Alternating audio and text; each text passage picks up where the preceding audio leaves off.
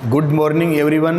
Political science के सभी students का एक बार पुनः श्रीमती मोरी देवी तापड़िया कन्या महाविद्यालय जसवंतगढ़ के इस यूट्यूब चैनल पर हार्दिक की गहराइयों से हार्दिक अभिनंदन है, बहुत बहुत स्वागत करता हूं।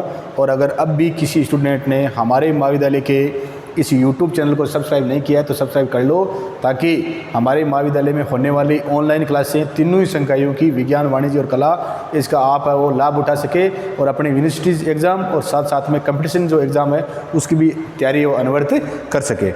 आज की हमारी जो क्लास है ये पोल साइंस की BA फर्स्ट ईयर्स की महात्मा गांधी के बारे में भी चल रही है। भारतीय राजनीतिक विचारक है और इस महात्मा गांधी के बारे में हमारी जो प्रीवियस क्लास थी वो महात्मा गांधी के जो महात्मा गांधी है उनके राज्य संबंधी विचार थे। आज हम महात्मा गांधी के आर्थिक विचार, आर्थिक क्षेत्र में इकोनॉमिक्स जो क्षेत्र है उसमें महात्मा गांधी के विचार है वो क्या है। तो महात्मा गांधी ये चाहते हैं कि आर्थिक विचार भी उनके ऐसे थे कि वो सामाजिक न्याय की स्थापना करना चाहते थे।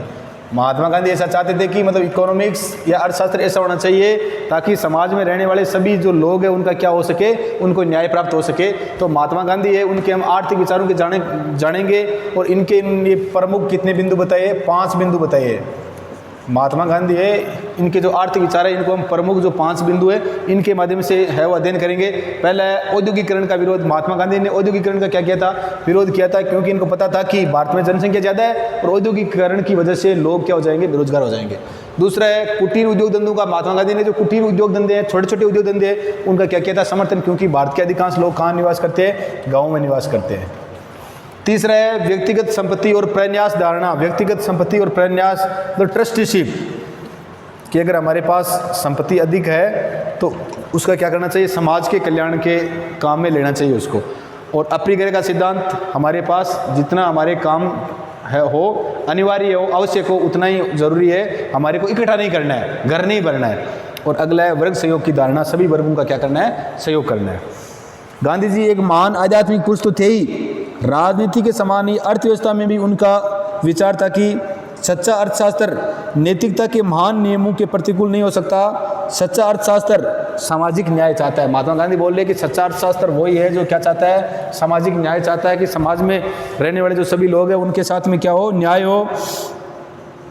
गांधी जी है वो बोलते हैं कि प्रत्येक व्यक्ति का, यहाँ तक कि दुर्बल व्यक्ति का भी सामाजिक हित है वो पूरा होना चाहिए और अच्छे जीवन के लिए ये क्या है, आवश्यक है। दुर्बल से दुर्बल व्यक्ति है उसका भी हित पूरा होना चाहिए और अच्छे जीवन के लिए ये बातें क्या है, आवश्यक है। गांधी जी की जो आर्थिक विचारधारा है उसके प्रमुख 5 बिंदु है ये, और इनके माध्यम से हम समझेंगे। तो पहला है औद्योगिकरण का विरोध। महात्मा गांधी ने औद्योगिकरण ऐसा क्या किया था, विरोध किया था। विरोध करने का कारण क्या था, आर्थिक व्यवस्था के संबंध में महात्मा गांधी ने अपना नैतिक दृष्टिकोण अपनाया था और इसके कारण उन्होंने जो औद्योगिक क्रांति और उसके परिणाम स्वरूप जो केंद्रीकृत अर्थव्यवस्था है, औद्योगिकरण की वजह से जो अर्थव्यवस्था वो क्या हो गई थी, केंद्रीकृत हो गई थी, या औद्योगिकरण की वजह से अर्थव्यवस्था के केंद्रीकृत होने का क्या था, भय था। और हम देख रहे हैं कि वर्तमान में देख लो आप, विश्व में कुछ ही लोग हैं या उद्योगपति है उनके हाथ में क्या है, पूरी आर्थिक व्यवस्था। अपने भारत में ही देख लो, कुछ ही जो वर्ग है या कुछ ही जो कंपनियां हैं, कुछ ही संस्थाओं के साथ में क्या है, उन्होंने पूरे जो अर्थशास्त्र है या अर्थव्यवस्था उसमें क्या कर लिया है, कंट्रोल कर लिया है, नियंत्रण कर लिया है। तो इसलिए उन्होंने क्या किया था, औद्योगिकरण का विरोध किया था।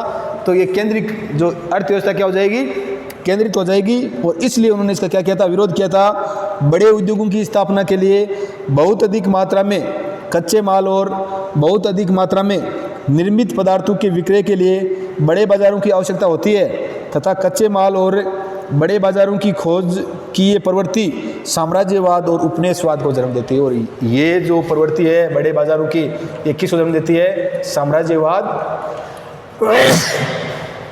व उपनिवेशवाद। भारत रह चुका है। तो इस प्रकार से अगर इस पर ये किसी अर्थव्यवस्था पर कुछ ही लोगों के अगर केंद्रीकृत या कुछ ही लोगों के हाथ में आ जाएगी तो साम्राज्यवाद और उपनिवेशवाद जैसी धारणा है वो क्या हो जाएगी, मजबूत हो जाएगी, जो क्या है नैतिकता के विरुद्ध है। गांधी जी बड़ी मशीनों को मानव जाति के लिए वो शराप मानते थे। गांधी जी का विचार था कि समाज में जो घृणा है, द्वेष है और स्वार्थ में जो वृद्धि दिखाई देती है वो इन मशीनों का ही फल है। गांधी जी बोल रहे थे कि समाज में आज विभिन्न प्रकार की आपस में जो समाज में रहने वाले लोगों में द्वेष की भावना है वो किसकी वजह से है? इन उद्योग धंधों की वजह से है, इन मशीनों की वजह से है। गांधी जी ने कहा कि इन मशीनों के प्रयोग के परिणाम स्वरूप मानव का शारीरिक और नैतिक पतन हुआ है और औद्योगिकरण के परिणाम स्वरूप धन थोड़े से व्यक्तियों के और औद्योगिकरण के स्वरूप जो धन है वो थोड़े से व्यक्तियों के हाथों में आ गया है और इसके कारण समाज में क्या हुई है? विभिन्न प्रकार की बुराइयां आई है। औद्योगिकरण के परिणाम स्वरूप धन थोड़े से व्यक्तियों के हाथ में केंद्रित हो जाता है और बहुसंख्यक वर्ग को अत्यधिक निर्धनता में अपना जीवन व्यतीत करना होता है। इस प्रकार औद्योगिकरण से शोषण को क्या मिलता है? प्रोत्साहन मिलता है। तो महात्मा गांधी की बात बिल्कुल सही है कि औद्योगिकरण से क्या होता है? शोषण होता है। इसलिए महात्मा गांधी ने क्या किया? औद्योगिकरण इसका विरोध किया, क्योंकि इसकी वजह से एक केंद्रीकृत व्यवस्था है और इसके कारण कुछ ही कंपनियों या उद्योग धंधों के जो मालिक है उनके हाथ में सारी अर्थव्यवस्था आ जाती है और इसकी वजह से समाज है उसमें क्या हो जाता है? समाज में निर्धनता है वो पनपती है। दूसरा है कुटीर उद्योग धंधों का। महात्मा गांधी ने क्या किया था? समर्थन किया था। जो कुटीर उद्योग धंधे हैं, गांधी जी के द्वारा औद्योगिकरण का विरोध करते हुए कुटीर उद्योग धंधों पर आधारित एक ऐसी विकेंद्रित अर्थव्यवस्था, कुटीर जो उद्योग धंधे हैं उन पर आधारित एक ऐसी विकेंद्रित जो अर्थव्यवस्था है उसका महात्मा गांधी ने क्या किया था? महात्मा गांधी ने औद्योगिकरण का विरोध करते हुए कुटीर उद्योग धंधों पर आधारित एक ऐसी विकेंद्रित जो अर्थव्यवस्था है इसका प्रतिपादन किया गया, जिसके अंतर्गत प्रत्येक गांव एक आर्थिक इकाई के रूप में, महात्मा गांधी बोल रहे थे कि भारत की अधिकांश जनसंख्या कहाँ रहती है? गांव में रहती है। तो प्रत्येक गांव है वो क्या है? आर्थिक इकाई के रूप में कार्य करे। महात्मा गांधी बोल रहे हैं कि प्रत्येक गांव है वो जो छोटे छोटे उद्योग धंधे वो कहाँ होने चाहिए? गांव में होने चाहिए, क्योंकि अधिकांश जनसंख्या कहाँ निवास करती है? गांव में करती है। तो प्रत्येक गांव एक आर्थिक इकाई के रूप में कार्य करेगा। वे खादी को भारत की राजनीतिक व आर्थिक समस्याओं का अमोघ हल मानते थे। महात्मा गांधी बोलते थे कि जो खादी है वो भारत की राजनीतिक और आर्थिक जो व्यवस्था है उसका क्या है? अमोघ हल है। खादी के माध्यम से ही भारत की क्या हो सकती है? इस समस्या का हल हो सकता है। गांधी जी के द्वारा आर्थिक क्षेत्र में स्वदेशी के विचार का प्रतिपादन किया गया। आर्थिक क्षेत्र में कि स्वदेशी, हमारे देश में जो वस्तुएं निर्मित हुई है उनको क्या लेना चाहिए? काम में लेना चाहिए। इसी के अगर हम स्वदेशी को काम में लेंगे तो इसी के माध्यम से हम क्या होंगे? आर्थिक रूप से निर्भर होंगे। गांधी जी का विचार था कि प्रत्येक देश की अर्थव्यवस्था वहाँ की जलवायु है, भूमि है, वहाँ के निवासियों के स्वभाव को ध्यान में रखते हुए निश्चित की जानी चाहिए। इन बातों के आधार पर जहाँ तक भारत का संबंध है, भारत के लिए कुटीर उद्योग धंधों की व्यवस्था ही क्या है? सर्वोत्तम है। तीसरा है व्यक्तिगत संपत्ति और प्रन्यास धारणा, जो ट्रस्टीशिप का सिद्धांत है। गांधी जी कहते हैं कि आर्थिक विषमताओं का अंत करने के, महात्मा गांधी और समाज में जो आर्थिक विषमताएं थी उन विषमताओं को क्या करने के थे? उन विषमताओं का अंत करने के पक्ष में थे, लेकिन वे आर्थिक समानता स्थापित करने के साम्यवादी ढंग से भी, वो समाज से आर्थिक जो विषमता है उनको भी समाप्त करना चाहते थे, परंतु उसको साम्यवादी ढंग से समाप्त नहीं करना चाहते थे। महात्मा गांधी बोलते हैं कि धनिकों से उनका धन बलपूर्वक छीनकर उसका सार्वजनिक हित में प्रयोग करने की बात, उनका ऐसा विचार नहीं था। गांधी जी का विचार था कि हिंसात्मक होने के कारण साम्यवादी जो पद्धति है वो क्या नहीं है? वो सही नहीं है और पूंजीपति वर्ग को क्या कर देगी? पूर्णतया नष्ट कर देने से भी समाज है उसकी सेवाओं से, जो पूंजीपति वर्ग है उनकी सेवाओं से वंचित रह जाएगा। तो इस संबंध में गांधी जी का विचार था कि यदि सत्य और अहिंसा के आधार पर सार्वजनिक हित के लिए व्यक्तिगत संपत्ति ली जा सके तो ऐसा अवश्य ही किया जाना